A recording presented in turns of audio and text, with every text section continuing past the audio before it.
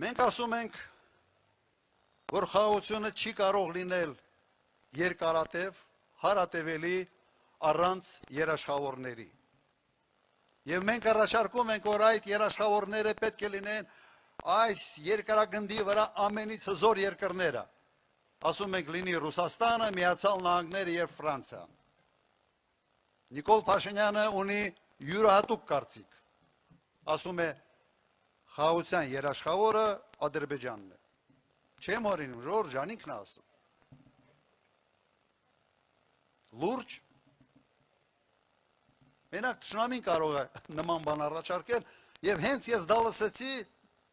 միանգամից հիշեցի մի վրացական ասացվածք։ Ասում է ոչ հար ամբողջ կյանքը գայլից է վախեցել, հետո հայտնվել է չոբանի սեղանին։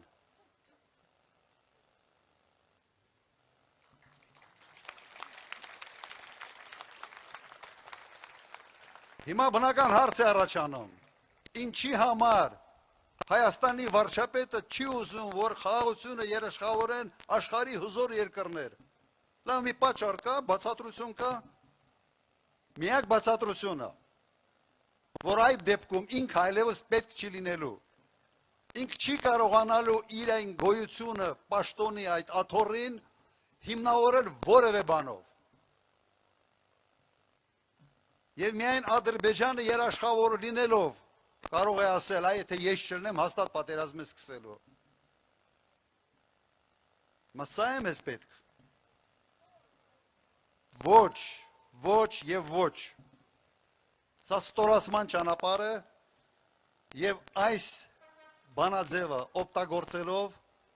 ինքը փորձում է ճնշում գործադրել ձեր ազատ կամքը արտահայտելու վրա։ Այլ բացատրություն այստեղ չկա։ Ուրեմն ինչ պետք է մենք անենք։ Այդ հարբեցող ծաղարացուի իմ բառերը չի։ Ինքը սիրեց այդ բառերը, որովհետև Ալիևը դա ասել է, ինքը չի հակադարձել։ Ասել է, օքեյ եմ դրա հետ։ Ուրեմն այդ հարբեցող ծաղարացուին պետք է վռնդել այդ պաշտոնից։